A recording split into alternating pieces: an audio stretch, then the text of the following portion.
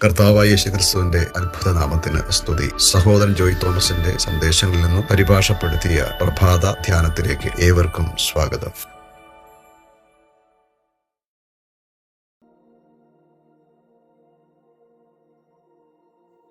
ആരാധനയിൽ ഒരു മാറ്റം കൊണ്ടുവരുവാൻ ദൈവം ആഗ്രഹിക്കുന്നുവെന്ന് നമുക്ക് മനസ്സിലാക്കാം. സത്യനമസ്കാരികൾ പിതാവിനെ ആത്മാവിലും സത്യത്തിൽ നമസ്കരിക്കുന്ന നാഴിക വരുന്നു, ഇപ്പോൾ വന്നുമിരിക്കുന്നു. തന്നെ നമസ്കരിക്കുന്നവർ ഇങ്ങനെയുള്ളവർ ആയിരിക്കണമെന്ന് പിതാവ് ഇച്ഛിക്കുന്നു എന്ന് കർത്താവായ യേശുക്രിസ്തു പറഞ്ഞ വാക്കുകളെ നമുക്ക് ഓർക്കാം. സ്തുതിയും ആരാധനയും ആത്മാവിൽ ആയിരിക്കണം എന്ന് ഇത് വ്യക്തമാക്കുന്നു. ആരാധന മാത്രമല്ല, നാം ചെയ്യുന്ന എല്ലാ പ്രവർത്തനങ്ങളും മനുഷ്യനിൽ നിന്ന് ഉത്ഭവിക്കുന്നത് ആകരുത്, അത് ആത്മാവിൽ നിന്നുള്ളതായിരിക്കണം. ഇത് മനസ്സിലാക്കാനും നമ്മുടെ ഹൃദയങ്ങളിൽ സ്വീകരിക്കുവാനും നമുക്ക് കഴിയണം. നമ്മിൽ ചിലർക്ക് യഥാർത്ഥത്തിൽ ആത്മാവിലും സത്യത്തിലും കർത്താവിനെ ആരാധിക്കുവാൻ കഴിയുന്നില്ല എന്ന് എനിക്കറിയാം.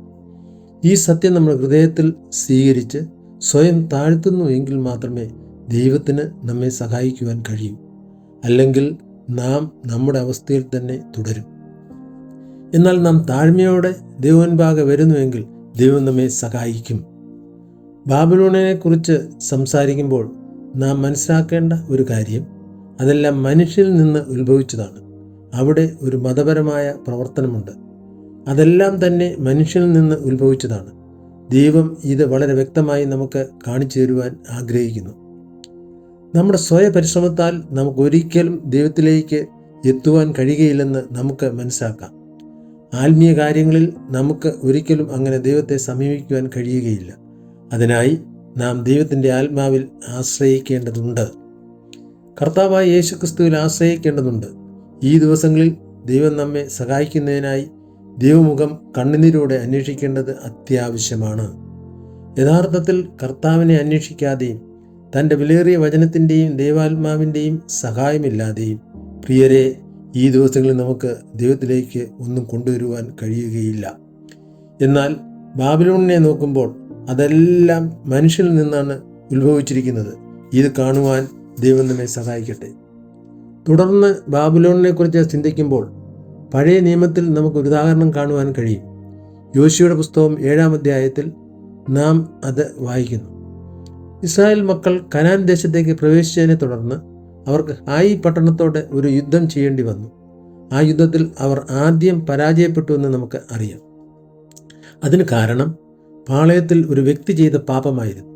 ഒടുവിൽ പരാജയത്തിന് കാരണക്കാരനായ വ്യക്തിയെ കണ്ടുപിടിക്കുവാൻ കർത്താവ് അവരെ സഹായിച്ചു. വാഗ്ദത്ത ദേശത്ത് പ്രവേശിച്ച ശേഷം ആദ്യം പാപം ചെയ്തത് ആകാൻ ആയിരുന്നു.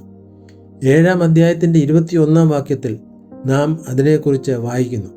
7-ാം അധ്യായത്തിൻ്റെ 20-ാം വാക്യത്തിലും നമുക്ക് അത് കാണുവാൻ സാധിക്കും. ആകാൻ യോശുവയോട്, ഞാൻ ഇസ്രായേലിൻ്റെ ദൈവമായ യഹോവയോട് പിഴച്ചത് ഇന്നത് ചെയ്തിരിക്കുന്നു സത്യം. ഞാൻ കൊള്ളയുടെ കൂട്ടത്തിൽ വിശേഷമായ ഒരു ബാബിലോണിയ മേലങ്കിയും 200 ശേക്കൽ വെള്ളിയും 50 ശേക്കൽ തൂക്കമുള്ള ഒരു പൊൻകട്ടിയും കണ്ട് മോഹിച്ച് എടുത്തു. അവ എൻ്റെ കൂടാരത്തിൻ്റെ നടുവിൽ നിലത്ത് കുഴിച്ചിട്ടിരിക്കുന്നു. വെള്ളി അടിയിലാകുന്നു എന്ന് ഉത്തരം പറഞ്ഞു. ആകാൻ ഒരു മനോഹരമായ ബാബിലോണിയ വസ്ത്രം കണ്ട് അതിനായി ആഗ്രഹിച്ചു എന്നാണ് പ്രഥമമായി പ്രതിപാദിക്കുന്നത്. ഇവിടെ വ്യഭിചാരം പോലെ വലിയ പാപമൊന്നും നാം കാണുന്നില്ല. ആകാൻ ചെയ്ത പാപം എന്തായിരുന്നു? ഒരു ബാബിലോണിയൻ വസ്ത്രം കണ്ട് മോഹിച്ച് അത് സ്വന്തമാക്കുവാൻ ആഗ്രഹിച്ചു. ഇതിൻ്റെ അർത്ഥം എന്താണ്? അതെന്താണ് അർത്ഥമാക്കുന്നത്? ബാബിലോണിയൻ വസ്ത്രം പ്രതിനിധാനം ചെയ്യുന്നത് ഭാഗ്യമായ അലങ്കാരത്തെയാണ്. അലങ്കാരത്തിനായാണ് നാം വസ്ത്രം ധരിക്കുന്നതെന്ന് നമുക്കറിയാം. കുറച്ചുകൂടി സൗന്ദര്യവും പകിട്ടും നൽകാനും നമ്മെ കുറച്ചുകൂടി ആകർഷകമാക്കാനും മറ്റുള്ളവരുടെ മുൻപാകെ കൂടുതൽ മെച്ചമായി കാണപ്പെടുന്നതിനുമാണ് നാം വസ്ത്രം ധരിക്കുന്നത്. ബാബിലോണിയൻ വസ്ത്രം സൂചിപ്പിക്കുന്നതും ഇതാണ്. അതെ, അവൻ ആ ബാബിലോണിയൻ വസ്ത്രം ആഗ്രഹിച്ചു. ഇന്ന് അതെന്താണ് സൂചിപ്പിക്കുന്നത്? മറ്റുള്ളവരുടെ മുമ്പിൽ നാം മികച്ചവരായി കാണിക്കുവാൻ നമ്മെ പ്രേരിപ്പിക്കുന്ന ഒരു മനോഭാവത്തെയാണ് ഇത് ചിത്രീകരിക്കുന്നത്. ഇതായിരുന്നു ദൈവജനം വാഗ്ദത്ത ദേശത്ത് പ്രവേശിച്ച ശേഷം ആദ്യം ചെയ്ത പാപം. പുതിയ നിയമത്തിലേക്ക് നോക്കുമ്പോൾ ആദിമസഭയിൽ ന്യായം വിധിക്കപ്പെട്ട ആദ്യത്തെ പാപവുമായി ഇതിന് ഒരു സാമ്യം ഉണ്ട് എന്നത് വളരെ ശ്രദ്ധേയമാണ്. അപ്പോസ്തല പ്രവൃത്തികളുടെ പുസ്തകം 5-ാം അധ്യായത്തിൽ നമുക്കിത് കാണുവാൻ കഴിയും. പെന്തക്കോസ്ത് നാളിൽ പരിശുദ്ധാത്മാവിനെ പാർന്നതിന് ശേഷം കർത്താവ് സഭയെ പണിയുവാൻ തുടങ്ങി എന്ന് നമുക്കറിയാം. സഭയിൽ ന്യായം വിധിക്കപ്പെട്ട ആദ്യത്തെ പാപം ആഖാന്റെ ജീവിതത്തിൽ നാം കാണുന്നതിന് സമാനമായിരുന്നു ഇതെന്ന് കാണുവാൻ സാധിക്കും.